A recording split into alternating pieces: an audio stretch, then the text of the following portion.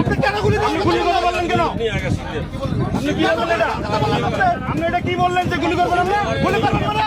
সীমান্তে সৌহার্দ্যের কথা যতই উচ্চারিত হোক, কাঁটাতারের ধারে ধারে যেন বারবার ভিন্ন গল্প শোনা যাচ্ছে।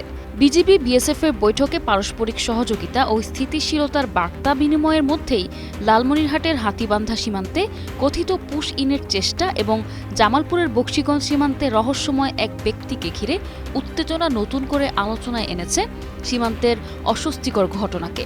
মিষ্টি কূটনৈতিক কথাবার্তার আড়ালে সীমান্ত জুড়ে এমন ঘটনাগুলো দুই দেশের সম্পর্কের আরেকটি অনুচ্চারিত অধ্যায়েরই ইঙ্গিত বহন করছে। নগদ নিয়ে এলো হার না মানা হার অফার। সর্বনিম্ন 10,000 টাকা রেমিটেন্স নগদে পাঠালে থাকছে স্বর্ণের হার জেতার সুযোগ।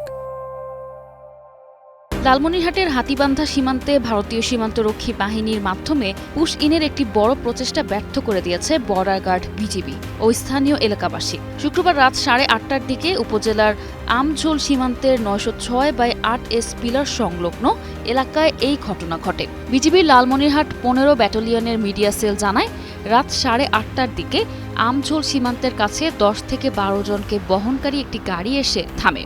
গাড়িটিতে থাকা ব্যক্তিদের সীমান্তের কাঁটাতারের বেড়ার গেট দিয়ে জোরপূর্বক বাংলাদেশের অভ্যন্তরে ঠেলে দেওয়ার চেষ্টা করেন বিএসএফ এর 78 ব্যাটালিয়নের পাগলিমারি ক্যাম্পের সদস্যরা। অপরদিকে জামালপুরের বকশীগঞ্জ উপজেলার সাতানীপাড়া সীমান্তের শূন্যরেখায় এক ব্যক্তির অবস্থানকে কেন্দ্র করে এলাকায় নতুন করে উত্তেজনা সৃষ্টি হয়।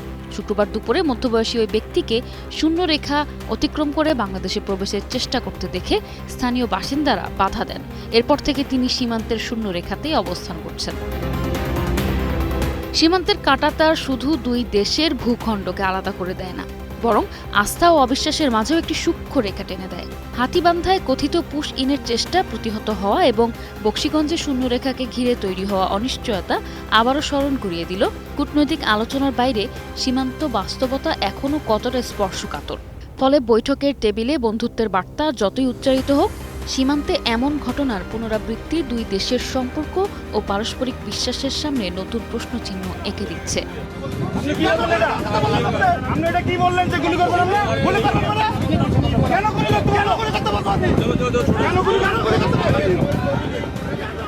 নিশা আলম, ডেস্ক রিপোর্ট, 21 টেলিভিশন।